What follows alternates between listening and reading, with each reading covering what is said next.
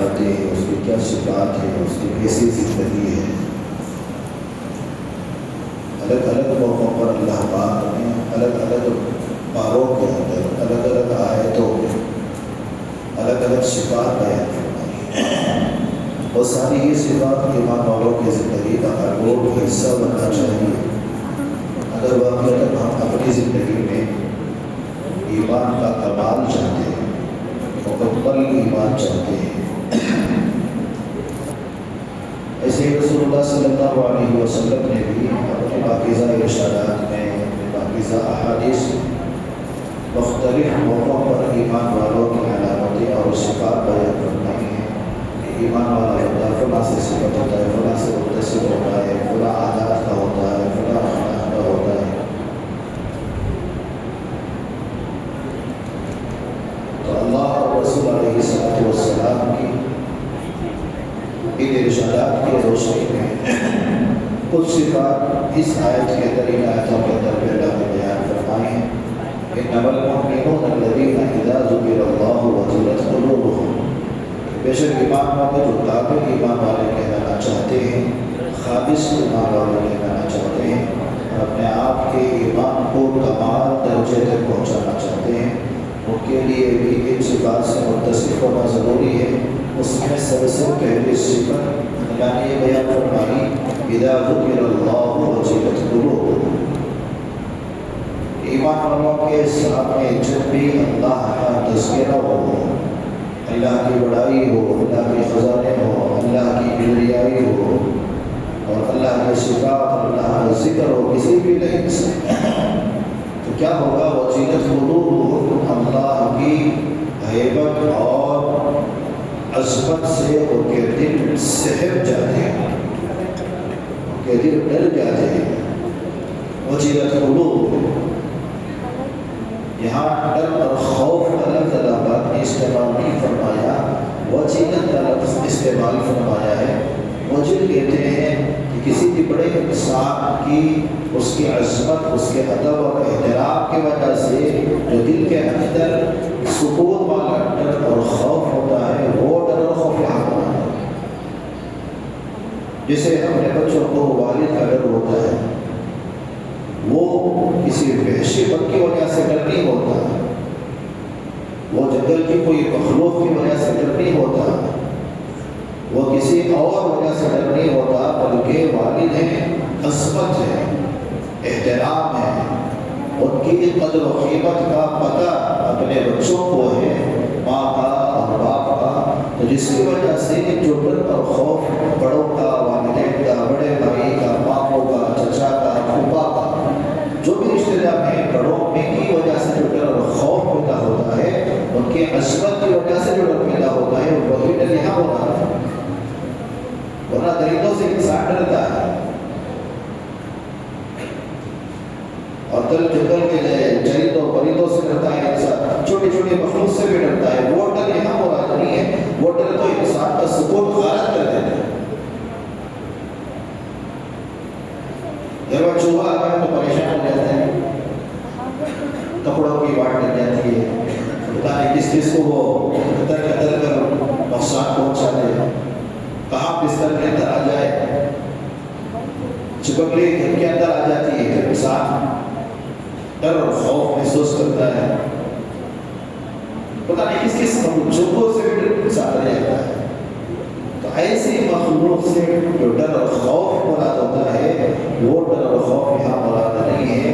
اس لیے ڈر اور خوف اللہ نے یہاں لفظ استعمال نہیں کر فرمایا، بلکہ وجلت کا معنی ہے کسی بڑے انسان اور بڑی خالق اور مالک جو ذات ہے، اس کی ہیبت اور اس کی عظمت کا استحضار کرتے ہوئے، اس کو سوچتے ہوئے کتنا بڑا مالک ہے، جو شام کے نظام کو چلا رہا ہے، سورج کے نظام کو چلا رہا ہے، ساتوں آسمانوں کے نظام کو چلا رہا ہے، ساتوں زمینوں کے نظام کو چلا رہا ہے، 18,000 مخلوقات سے زیادہ دنیا کے اندر مخلوق ہے، اور سر کے پالنے کا، روزی کا، زندگی اور موت کا سارا نظام کیسے ایک خالق اور مالک تنے تنہا، اس کے ساتھ کوئی شریک نہیں، اس جیسا کوئی نہیں، لیس کمثلہ شیء وهو السمیع السمیع البصیر، اس کی طرح کوئی نہیں، اتنا بڑا خالق اور مالک کی عظمت کو لے کر جو اللہ کا خوف پیدا ہوتا ہے وہ ادب اور احترام والا ڈر ہے۔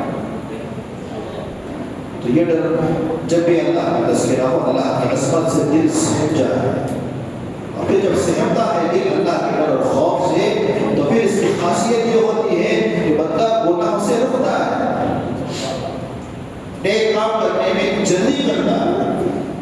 نہیں اتنے بڑے خالق اور مالک کی نافرمانی میرے کسی عمل سے نہ ہو جائے۔ آنکھوں کا وہ صحیح استعمال کرے، کانوں کا وہ صحیح استعمال کرے، معاملات معاشرت اپنا صحیح رکھے، کیوں اتنے بڑے خالق اور مالک جاہ و جلال کا مالک ہے، اس کی میں نافرمانی کیسے کروں؟ اتنی بڑی عظمت والے خدا کی میں کیسے نافرمانی کروں؟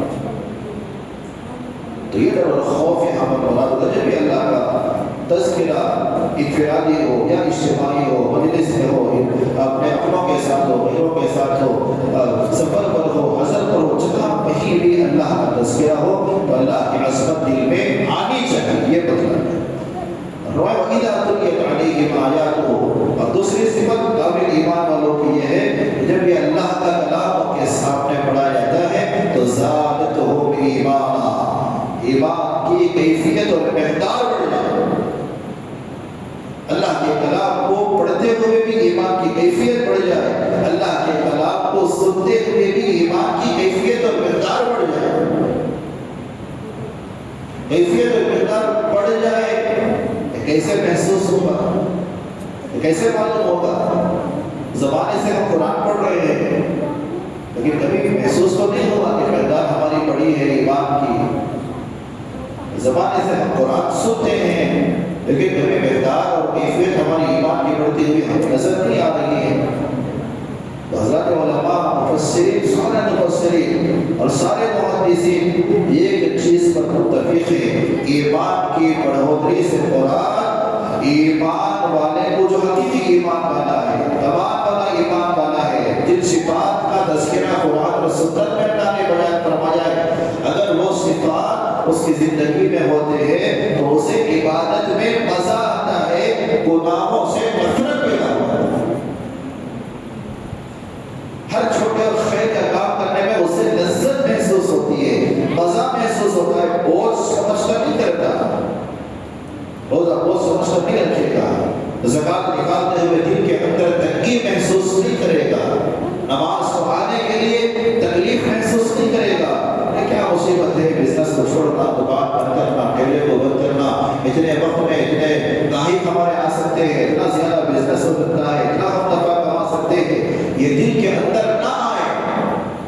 جیسے کہ اللہ کا منادی مؤذن اللہ اکبر کی ندا لگا دے، ہر چیز سے بڑا اللہ ہے، اس اللہ کی طرف سے بلاوا آیا ہے، تو دل کے اندر اللہ کی عظمت کا احساس کرتے ہوئے نماز کی طرف انسان آ جاتا ہے، تو یہ علامت ہے اس کے ایمان کے بڑھنے کی، اس کے ایمان کے باقی رہنے کی، اس کے ایمان کے کمال کی علامت ہے۔ اذا تلیت علیہم آیاتہ، کہ نیکیوں کا شوق طبعی طور پر بڑھ جاتا ہے اور گناہوں سے نفرت طبعی طور پر زندگی میں آ جاتا ہے۔ جھوٹ اسے پسند نہیں ہے، ہر جھوٹ کو کمال سمجھتا ہے انسان، جھوٹ بول کر نفع جمال ہے، نفع کمال ہے، جمال ہے، نفع کمال ہے، لیکن آرٹ سمجھے ہوئے ہیں جھوٹ کو، یہ جھوٹ ایمان والوں کی علامت نہیں ہے۔ وہ تو ایمان والے ظاہری اعتبار سے ہو سکتا ہے لیکن حقیقت کا دل میں نفاق ہوتا ہے، ایسے نفاق والوں کی علامت ہو سکتی ہے۔ آیت المنافق ثلاث، اللہ کے نبی علیہ السلام نے فرمایا نفاق کی 3 علامتیں ہیں، اذا حدث کذب واذا اؤتمن خان واذا خاصم، 4 علامتیں نہیں 3 علامتیں جب بات کرتا ہے۔ سب سے پہلی علامت منافق کی جھوٹا، اور منافق کا درجہ قرآن کے اندر بیان فرمایا جب اگر وہ بغیر توبہ کے، سچی پکی توبہ کے، نفاق ہی کی حالت میں اگر دنیا سے چلا جاتا ہے بغیر توبہ کے، ان المنافقین فی الدرک الاسفل من النار، جہنم سے سب سے نچلا درجہ منافقین کی کا ٹھکانہ۔ اس لیے نفاق سے اللہ سے مانگنا ہے، اللہ نفاق سے ہماری عبادت کرو۔ سب سے سے دوسری علامت اذا تلیت علیہم آیاتہ زادتہم ایمانا، اللہ کی کلام کی تلاوت کریں سنیں، کہیں بھی اللہ کے کلام کا مذاکرہ بھی ہو ہمارے ایمان میں بڑھوتری آئے۔ علامت کیا ہے؟ ہمیشہ نیکیوں کی طرف دل مائل ہوتا رہتا ہے اور گناہوں سے بہت دل رکنے کو دل چاہتا ہے، دل چاہنے کو ہی طبیعت کہتے ہیں، طبیعت کہتے ہیں۔ اور ہماری طبیعت یہ بن گئی گناہ کرتے ہر خیر اور نیک کاموں کے اندر جانے سے وحشت ہوتی ہے اور ہر گناہ معاف کرنے کو دل چاہتا ہے۔ قیامت کی علامتوں میں سے علامت یہ ہے، قیامت کی علامتوں میں سے علامت یہ ہے کہ قیامت کے قریب اللہ کے نبی علیہ السلام نے بہت ساری علامتیں بیان فرمائی۔ اس میں ایک علامت یہ ہے کہ قیامت کے قریب انسان معروف کو منکر سمجھے گا، منکر کو معروف سمجھے گا۔ معروف خیر نیک بھلائی اچھائی اسے گناہ سمجھے گا، اور منکر جو گناہ ہے سے تشریح نافرمانی ہے اسے خیر اور معروف سمجھے گا۔ نعوذ باللہ۔ گھروں کے اندر اپنی زندگی میں اپنے گھر والوں کی زندگی میں دیکھیں اچھائی کا کوئی حکم دے تو اسے بیزاری محسوس ہوتی ہے، اور پھر اسے آزاد چھوڑ دے تو اسے مزہ آتا ہے۔ کوئی خیر کا حکم نہ دے تو مزہ آتا ہے، اور اچھائی کی طرف بلائے تو پریشان ہو جاتا ہے، غصہ آ جاتا ہے۔ اچھی ہدایت دے تو غصہ آتا ہے، اور گناہ سے نافرمانی سے رکنے کے لیے کہے تو یہ مزاج گھروں کے اندر اللہ کے نبی علیہ السلام کی پیشن ہوئی وہ پوری ہونی ہے۔ اور تیسری صفت بیان فرمائی وعلی ربک توکلوا، اور کامل ایمان والوں وہ یہ ہوتے ہیں کہ وہ اللہ کی ذات پر ہمیشہ بھروسہ رکھتے ہیں۔ اعتماد، توکل کہتے ہیں کہ سارے کام چھوڑ دو، دکان چھوڑ دو، بزنس چھوڑ دو، تجارت چھوڑ دو، مسجد میں اگر اللہ کہے اس کا نام توکل نہیں ہے۔ دنیا اللہ کے دارالاسباب بنایا ہے، دنیا کے سارا نظام اسباب سے اللہ نے جوڑا ہے، سبب کو اختیار کریں، جائے دکان ضرور، تجارت ضرور کریں، بزنس ضرور کریں، بیمار ہیں ڈاکٹر کے پاس جائیں، دوائی لیں، دوائی استعمال ضرور کریں، ہر دنیا کے سبب کو شریعت کے دائرے میں رہ کر اسباب کو تو اختیار کریں، لیکن ہمارا یقین اور ہمارا اعتماد اسباب پر نہ ہو۔ یہ اسباب دینے والا جو مسبب الاسباب اللہ بیٹھا ہے اس پر یقین۔ دکان سے پہلے روزے لیے اللہ کا حکم ہے تجارت کرو، بزنس کرو، کام کرو، کرو، محنت کرو، لیکن محنت سے مجھے مل جائے نہیں، میں پوری محنت کروں مجھے نہ ملے اس پر بھی قادر ہے اللہ۔ محنت نہ کرو پھر بھی مجھے اللہ دے دے اس پر بھی قادر ہے، لیکن ہر ایک کو محنت کا اللہ نے مکلف بنایا ہے۔ کبھی تھوڑا ملتا ہے، کبھی زیادہ ملتا ہے، کبھی نفع ہو جائے، کبھی نقصان۔ یہ نفع نقصان تھوڑا جو زیادہ ہو رہا ہے یہ اللہ کی قدرت، اللہ کا حکم پیچھے کام کر رہا ہے۔ اسباب کو تو اختیار کریں گے، اسباب کو چھوڑ کر اللہ پر بھروسہ کرنا یہ توکل نہیں ہے۔ صحابی آئے ووٹ کو چھوڑ دیا، ایسے ہی نبی علیہ السلام کی خدمت میں جلدی بڑھ گئے اور کہا اے اللہ کے نبی میں نے ووٹ کو اللہ کے بھروسے پہ چھوڑ دیا۔ اللہ کے نبی نے فرمایا اسے باندھا ہے کہ باندھا؟ اللہ کے نبی سے کہا، اللہ کے نبی اگر اللہ کی ذات پر توکل کر کے چھوڑ کر گیا ہو، اللہ کے نبی علیہ السلام ناراضگی کے اظہار کیا ایسا نہیں ہوتا، توکل اسے نہیں کہتے۔ جاؤ فوراً ووٹ کو گونٹھے سے باندھو، کسی چیز سے باندھو اور اس کے بعد اللہ پر بھروسہ کرو۔ تمہارا کام ہے ووٹ کی حفاظت کا راستہ اختیار کرنا، اللہ کا کام ہے حفاظت کرنا۔ ایسے ہی چھوڑ کر آنے کا نام توکل نہیں ہے۔ ایسے ہی دنیا کے سارے اسباب شریعت کے دائرے میں رہ کر استعمال کریں گے، لیکن بھروسہ اللہ کی ذات پر۔ یہ تین علامتیں بڑی بڑی کیا ہے؟ ایک تو اللہ کی حیبت اور عظمت کا استحضار ہو، اللہ کی آیتوں اور نشانیوں اور اللہ کے مذاکرہ اور اللہ کے کلام کو پڑھے اور سنے تو ایمان میں اضافہ ہو جائے اور اللہ کی ذات پر بھروسہ رکھے۔ اور چوتھی صفت الذین یقیمون الصلاۃ، نماز کو قائم کرنے والے کامل ایمان والے ہوتے ہیں۔ نماز بہت سارے لوگ پڑھتے ہیں لیکن قائم کرنے والے بہت کم ہیں۔ پڑھنے میں قائم کرنے میں زمین آسمان کا فرق ہے۔ پڑھنے سے فریضہ کو ادا ہو جاتا ہے لیکن قائم کرنا کسے کہتے ہیں؟ نماز تو قائم ہوتی ہے، نماز کے سارے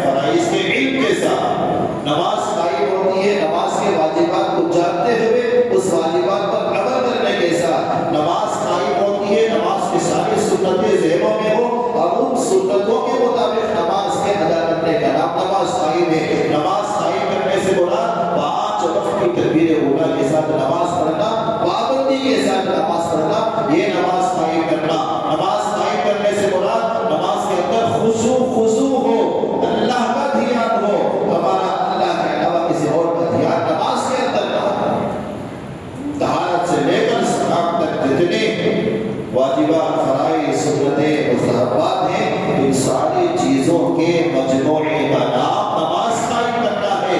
नमाज पढ़कर चले जाते हैं, लेकिन नमाज पर जो अजर और सवाब है, कुरान और हदीस के अंदर जो बड़े बड़े वादे हैं ना, आगे जैसे फरमाया इन्ना सलात तन्हा अनिल फहशाई वल मुनकर, बेशक नमाज बहस चीजों से और मुनकरात से रोक देती है इंसान को। हम नमाज पढ़कर जाते हैं कि हम गुनाह से रुक रहे हैं, रुक रहे हैं तो नमाज हमारी जिंदगी में कायम है। नहीं रुक रहे हैं तो हम नमाज पढ़ के आए हैं, फरीज़े को सर से डाल कर आए हैं, नमाज को कायम करके हम नहीं आए। नमाज पढ़कर बाहर जाना, झूठ बोलना, नमाज पढ़कर धोखा देना, नमाज पढ़कर खियानत करना, नमाज पढ़कर आंखों का आज़ा का गलत इस्तेमाल करना, गोया कि अभी हमारी नमाज हमें गुनाहों से नहीं रोक रही है, मतलब हमारी जिंदगी में नमाज अभी कायम नहीं है। बशारत और खुशखबरियां और वादे उन लोगों के लिए हैं जिनकी जिंदगी में नमाज कायम है।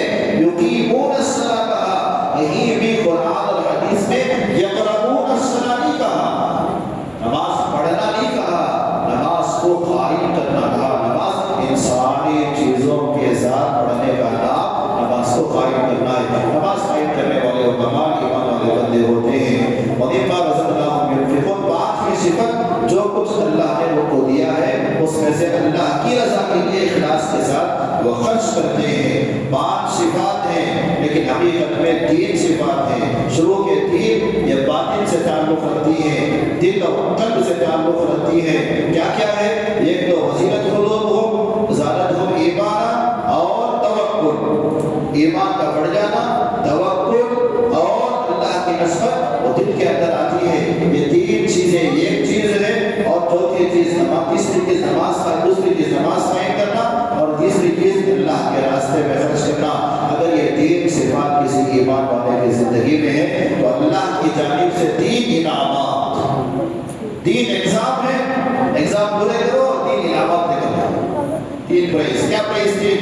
एक तो सबसे पहले लहुम दरजातुन इंदा रब्बिहिम, अल्लाह की तरफ से बड़े बड़े दर्जों का वादा। किस पर? ईमान का, अल्लाह की नस्बत की बुनियाद पर, ईमान में इजाफे की बुनियाद पर और तवक्कुल। ये 3 चीजें अगर दिल के अंदर पैदा हो रही है, जिंदगी में है, तो अल्लाह पाक उसके दर्जों को बढ़ाते हैं। आखिरत के बड़े खुशबान दर्जे अल्लाह पाक उसे अता फरमाते हैं। और युकीमून अस्सलाह, जो जिस्मानी इबादत है, जिस्म से साबित होने वाली चीजें हैं, युकीमून अस्सलाह, अगर वो जिंदगी में नमाज इकामत सलात के साथ आ जाए तो वह मग़फ़िरतुन, नमाज पढ़े गुनाहों का कफ़ारा हो जाती है। 5 वक्त की नमाज, जैसे हदीस में बेशुमार नमाज के फ़ज़ाइल आए हुए हैं, जिसकी जिंदगी में नमाज कामिल और मुकम्मल इकामत सलात के साथ आ जाती है, सारे छोटे बड़े गुनाह अल्लाह माफ़ फरमाता है, गुनाहों का कफ़ारा नमाज बन जाती है। दूसरा इनाम। और तीसरा इनाम, खर्च करने पर रिज़्क़ुन करीम, मुअज़्ज़ज़ इज्जत के साथ, शराफत के साथ और बहुत ही आसानी के साथ दुनिया के अंदर जो उसके रिज़्क़ अल्लाह का वादा है और आखिरत में भी अल्लाह पाक के रिज़्क़ का वादा है। दुनिया का रिज़्क़ दुनिया की ज़रूरतें हैं और आखिरत का रिज़्क़ क्या है? वो आखिरत की मग़फ़िरत है, अल्लाह की रज़ा है, क़ब्र का मसला है, हशर का मसला है, अल्लाह की रज़ा आखिरत में सीधे दाएं हाथ में नामे अमाल अल्लाह की तरफ से मिलेगा। ये दुनिया के मसले भी है, आखिरत के मसले है। अल्लाह से दुआ फरमाए, अल्लाह पाक हम सबको इन 5 सिफात पर